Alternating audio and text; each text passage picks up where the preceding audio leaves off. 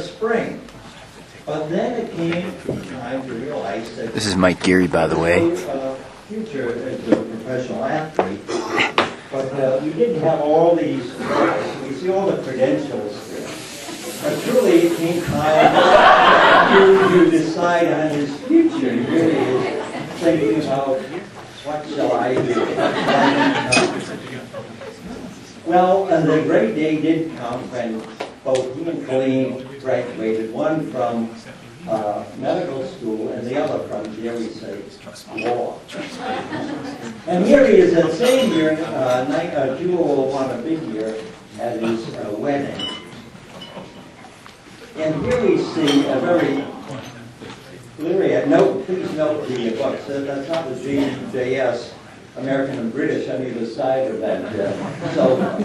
And note a very bleary-eyed Mike Geary there, but I wonder whether it's because of this or because of these suspects that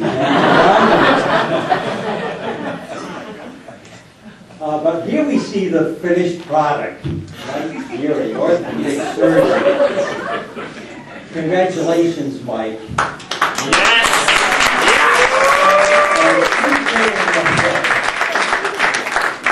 And best wishes to you and to Colleen.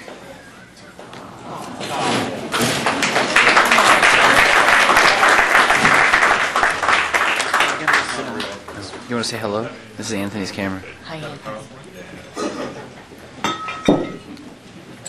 Who should we do next? I'm that guy. Mark Richard. Mark Richard. Fine.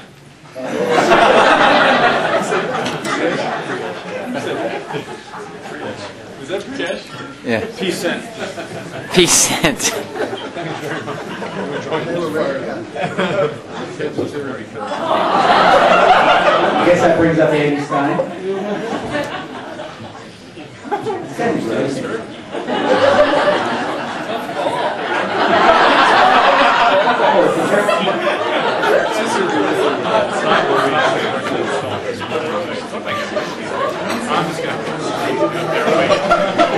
Unusual job of trying to roast Mark Richards. I got the call yesterday afternoon by Kim. Do you mind roasting Mark? And I said, sure, no problem. And then I thought about it and I said, geez, I'm not sure this is going to be so easy. I mean, this is Mark Richards we're talking about. And I really thought to myself, is this guy really roastable?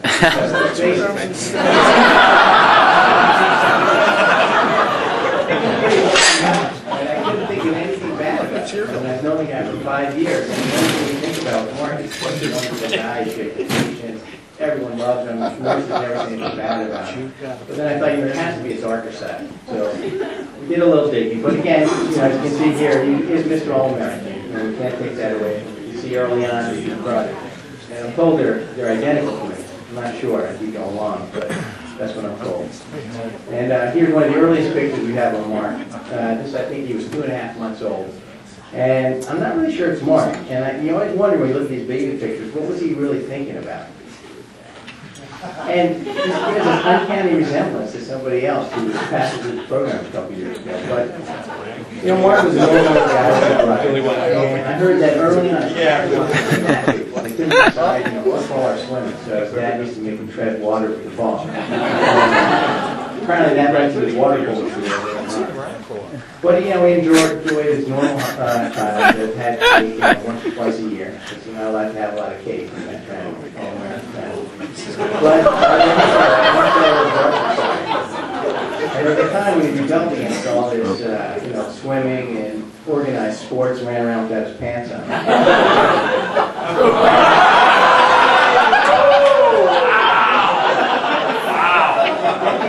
Mark's life that his family likes to refer to as his broke back.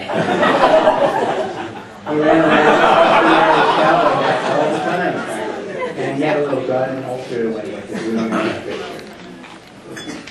You better be living in Chapel Hill. And he's for, little kids looks for other things.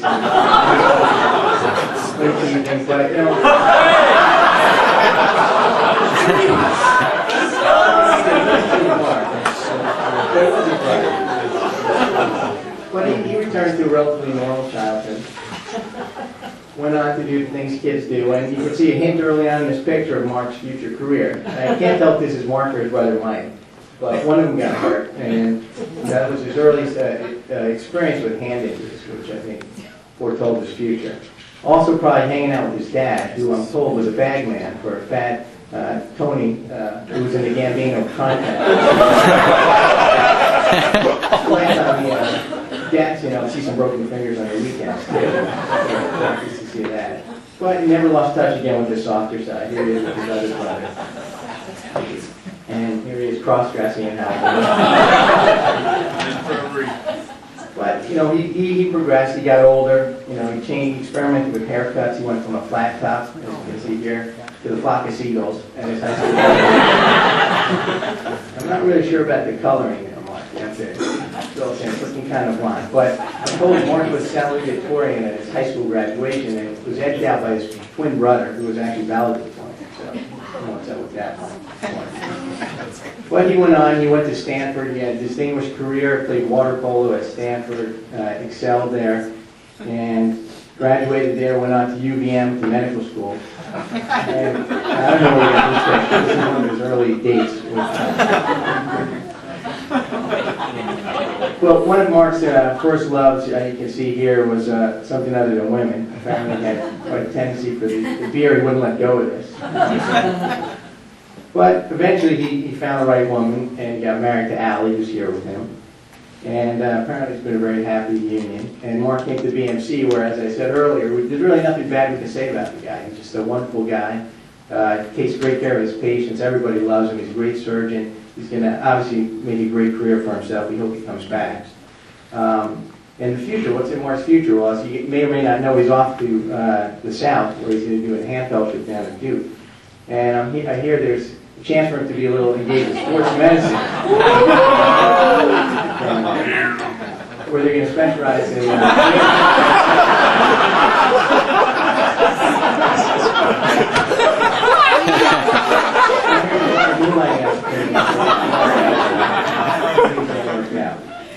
And as you may know, Mark recently had a baby, a two-week-old baby, and I was actually working with Mark the day that his wife was induced, or was brought to the hospital. She had some high blood pressure preeclampsia, and they were going to induce her.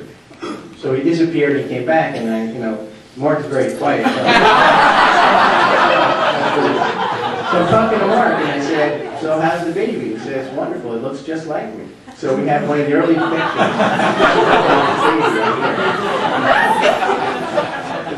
So this is the real Carter.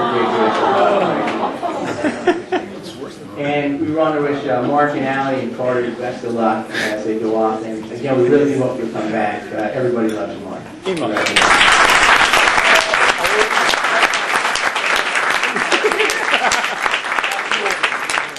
got it, bro? Same time.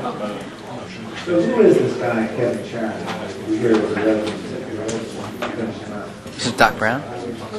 He started with the Nick. Doc Brown doing Kevin Sharon. Lots of people about him. Did some research, but really weren't able to tell very much. There are a lot of questions. Anthony asked me to videotape this. Look at you. I know. Esteemed Dr. Patel. Very nice, cute. Yeah. Okay. I don't know what the weapon is, because I'm very, I'm sure the finance thing. I don't know that it was Boy Scout, but it looks like it could have.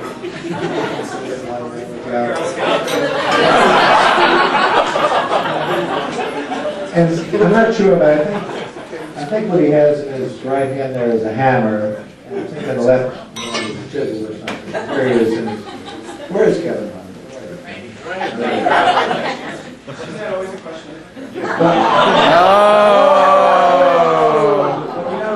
We do know that he's good. We know that Kevin was a very adventurous guy, but not someone to take too many risks. But he was somebody who was always able to take a chance when he needs to. Very adventurous guy, done a lot.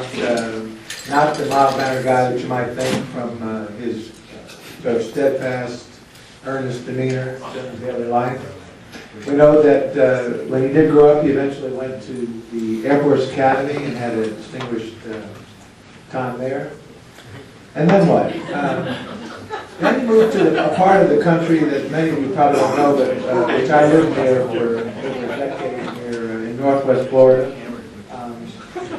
From what I gather, he spent some time at a couple of the Air Force bases there in Northwest Florida. I haven't got much more detail than that. It's all classified. But I do know that he spent some time at McGuire's Pub in Pensacola, Florida, where I used to work. Another place called the Floribama Lounge on the line between Florida and Alabama. Spent some time on the beautiful beaches of Northwest Florida, as did I. But I do know that all that time, even though he was serving our country as part of the United States Air Force, he had a dream. And he had a dream that he was going to be a doctor one day and carry one of those little black bags. So you may say, what I was wondering about, though, what would have happened if there had been no Kevin Sharon in the What if, when we had taken that picture this morning, there had been no Kevin Sharon? There was no Kevin Sharon. But, because he had stayed in the Air Force and had never pursued his dream and gone on to medical school, you might have seen Kevin as the top pod or the top gun. I don't know if many of you don't know this, but Kevin, had a career in the Air Force and was an engineer. And you've heard about the stealth bomber. This is the B-2 stealth bomber. This was actually developed by Kevin, and he took many of the stealth characteristics and brought them into his FP. He stay below the radar. No one would ever know where he was or how to find him. This one is a really great contribution. But if he had stayed in the military, he might have gone on and become really someone great, an astronaut, maybe the first man on the moon. I think he was a little bit too old for the astronaut corps at that time.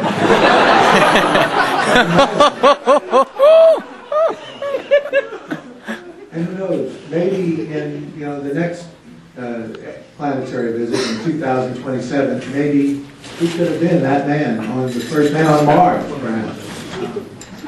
He would have been 113 by then. Who knows? He's in good shape. Maybe even someday he could have become like another member of the Texas Air Force, could have become president of the United States. And if so, we would have known that the mission was accomplished when Kevin said so. And perhaps he could have taken another turn. Perhaps all the pressure would have gotten to him and he would have taken another path. One thing we should mention about Kevin is good fortune that Kevin did choose to go into orthopedics, and at a critical point in the early years of his training, he sustained a crippling injury, a tear of a muscle called the pectoralis major muscle. This was a very serious injury. And when it happened to Kevin, I'm sure he was in a quandary about what to do about it. And I know that he sought out the best possible medical care and treatment that he could possibly have. It's not exactly clear how he sustained this. There are different reports and different things we've heard about, whether it's weightlifting or lifting, doing some 12-ounce lifts. We're not quite sure. But he did go on to have treatment for this crippling injury during the early part of his residency, and he managed to endure. He sought out different methods of treatment. He might have gone to Dr. Priyesh Bonewala Patel, to Dr. John Pryor, or to the famed Dr. Jody Siegel. He might have gone to Dr. Dave Harris, who's not here tonight, premier sports medicine surgeon. But instead he chose Dr. Tony Sketches. This is not well known, but his left arm is now fixed in that position. And he did sustain some brain injury during the surgery. But it's okay if he's going to go into sports medicine.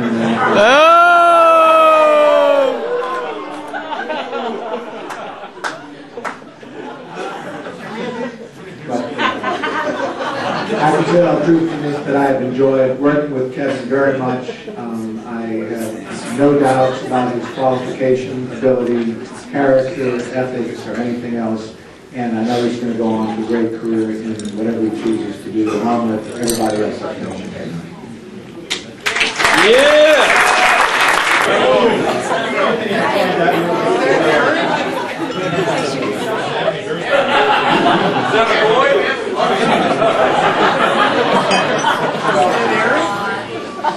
Anthony was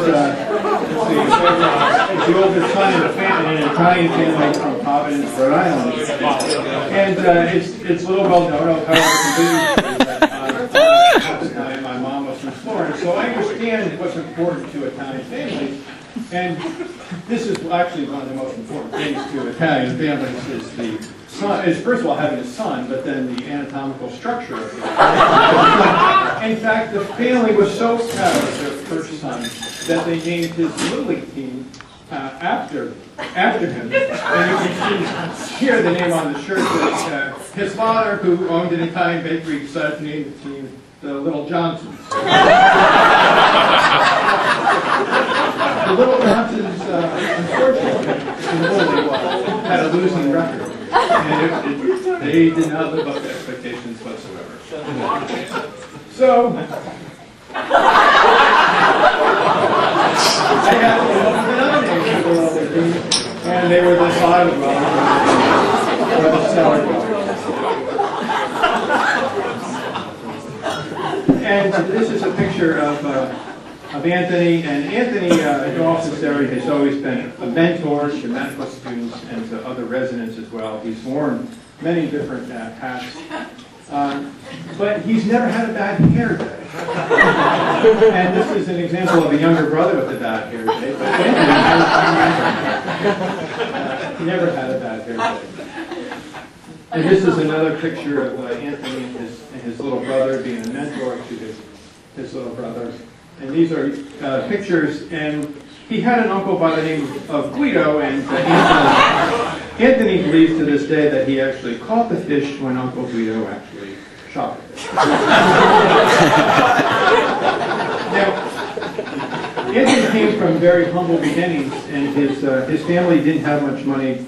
He was growing up in Rhode Island, and he worked hard in an Italian bakery. Well, they decided to follow the advice of this well-known person. This is not Peter Beament. This is Peter Lynch from Fidelity, and they decided to invest in products. The family decided to invest in products that they use every day. That was Peter Lynch's philosophy. The residents are always trying to get financial information from me. And this is a pearl. You invest in something that you use every day. And here, over on the left-hand screen, you see that they use hair conditioner, hair gel every single day. Not only do they use hair gel, but it's Chia, as in Chia Pet hair gel. It slowly caught on like wildfire throughout the country, this hair gel, and the family became amazingly rich. They didn't have to work in the bakery anymore. So Anthony is off to Boston University. And he's interested in studying medicine at BU. And lo and behold, he graduates from BU. And he then enters Boston University Medical School, where he meets me, and I become his medical school advisor. He then goes on and has a wonderful life with his lovely wife. And you would think that the story would end here. And it almost ends here. But this is a picture taken of Anthony studying the night before the OITE. Extrapolate what this is going to look like before the Lord's. But don't worry, Anthony, there is help because we are marketing a new product.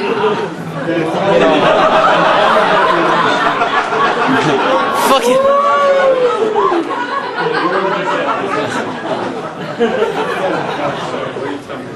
But I ask you, historically stuff here, but I ask you the question, what would happen if Anthony never arrived at BU? If he went on to pursue something other than medicine? And first of all, the first thing that would happen is poor Kevin Sharon would still have a pec intact.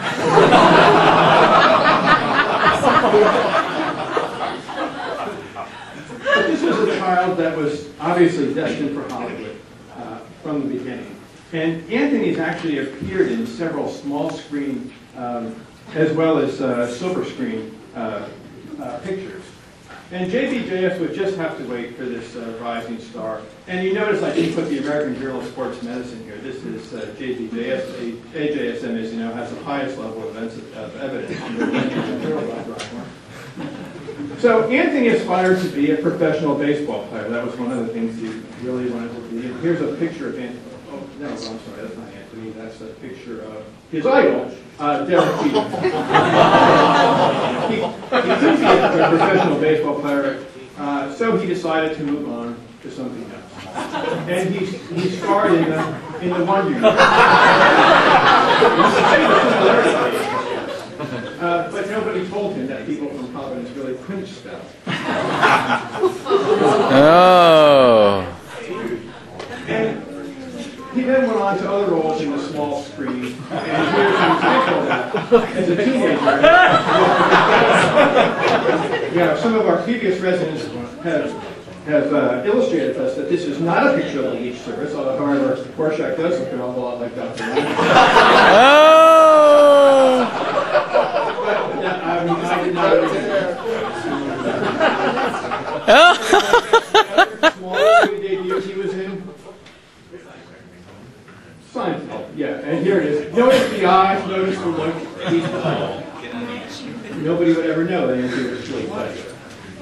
He then had a silver screen debut, and his role was in The Godfather. And look closely here, you can see that there is actually a striking similarity in The Godfather. He got a lot of fame for this and went on to other movies as well. In fact, he went on to Moonstruck. And he did years of research in the bakery in Providence, so this was a perfect film for him. Well, he went on to other movies as well, as we can see here. All these characters, this is not John Travolta, this is actually Anthony Daniels. Stage name, John Travolta. Take a guess what this would be? You got it.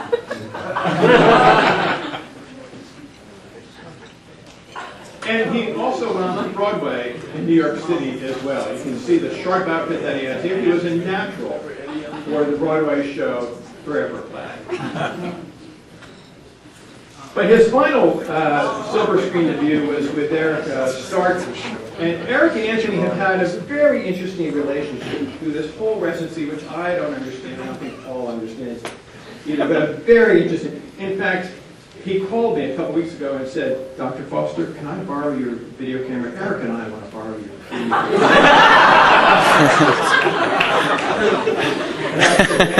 I'm wrong somewhere.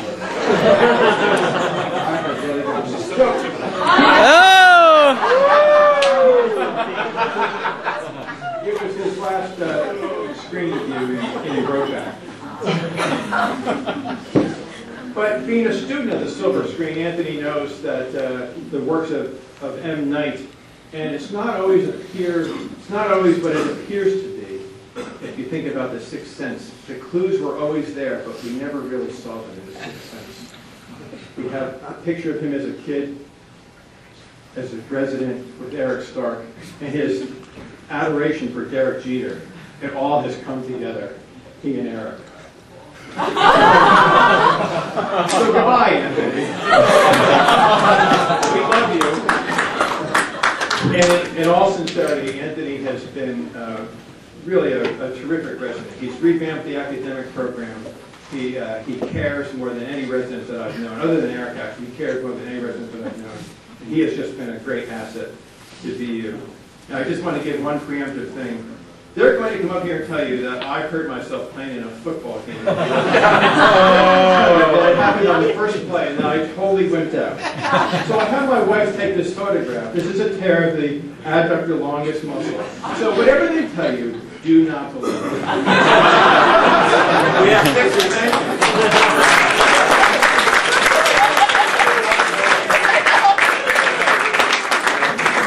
All right, I just want to thank everybody for coming out, and we'll see you later. Thank you. Oh, you guys want to come out now?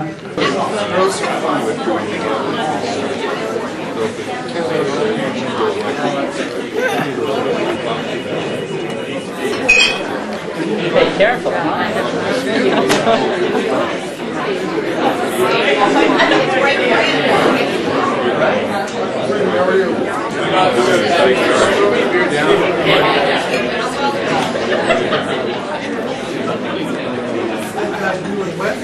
I think that's the intern of the year.